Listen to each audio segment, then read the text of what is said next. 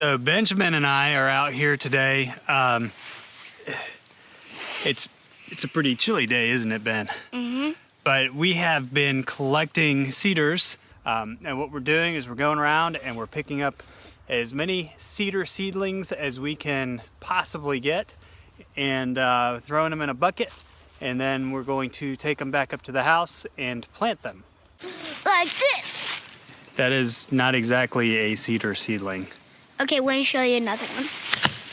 Like this. That is a cedar seedling.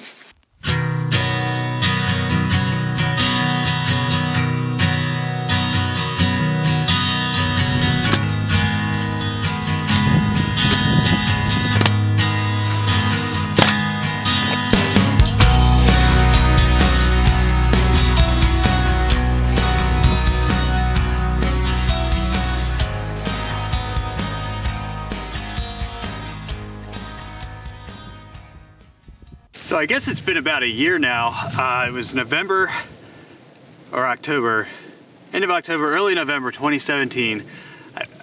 Benjamin and I went out into our fields and we picked up a bunch of small red cedars, just the little saplings, and we planted them along our fenceway here because we want them to grow up into a block from the road. I'm going to clear one out here so you can see it.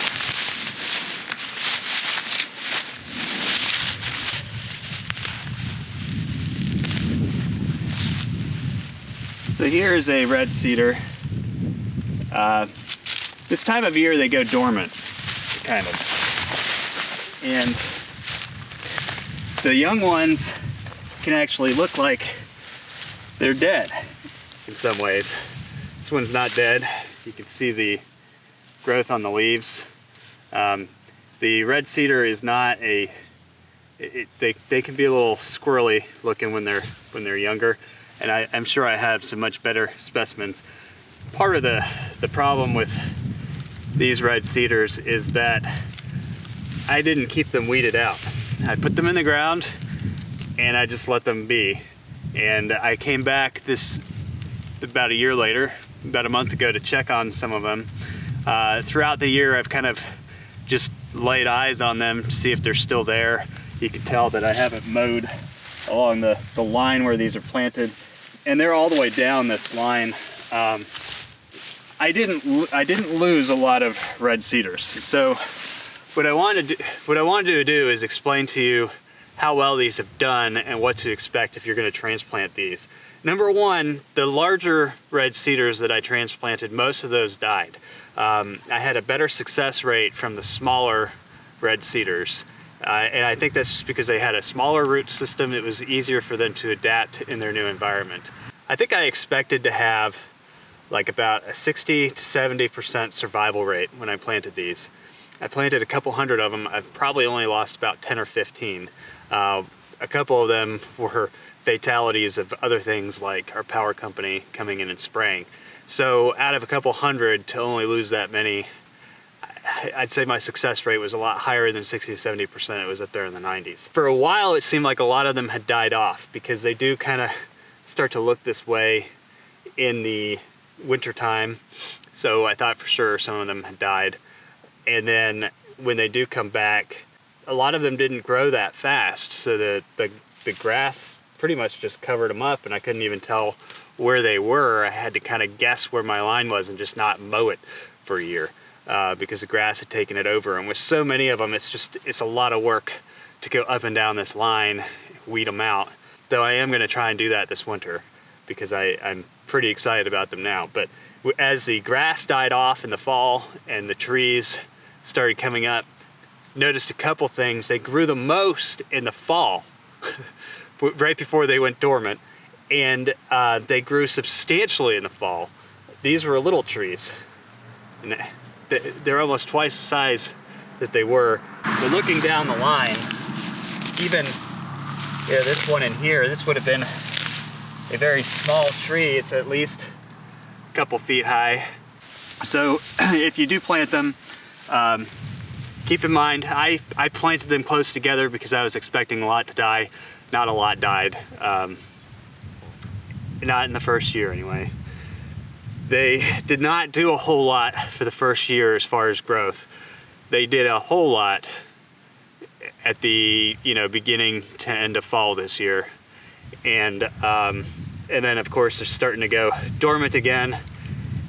Don't be afraid, they will look dead, and then in the spring they just come back alive. It's pretty amazing. The whole transplanting process, I'm going to post a link to the video up there, worked. We're going to continue to do this because it's kind of like when you have 1,500 feet of road frontage and you want a privacy hedge, there's not a better way than using your natural resources to just go out and pull these things up. But the smaller ones, I keep them to about that high. They did the best.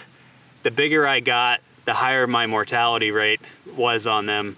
The biggest ones didn't even last for a few weeks.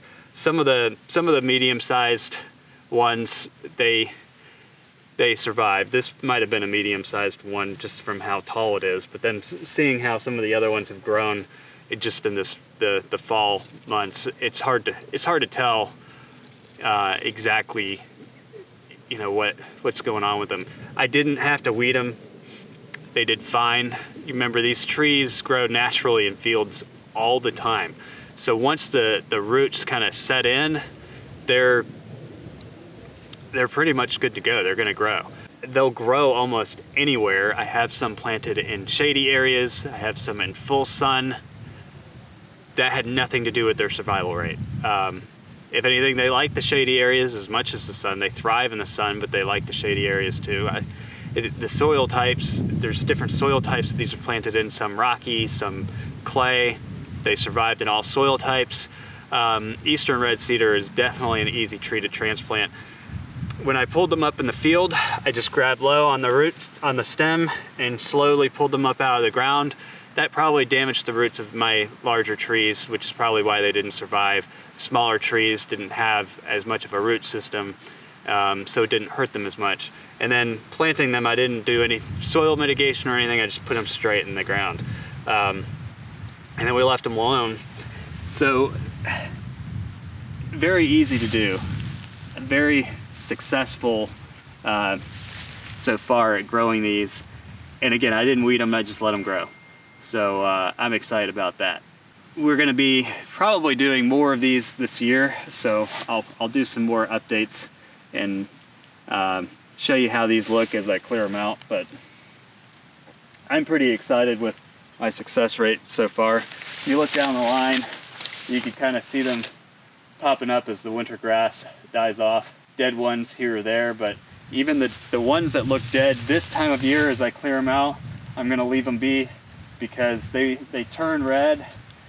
Some of them almost look like they completely die, but then in the spring, they're all bright green again. So that's exciting as well.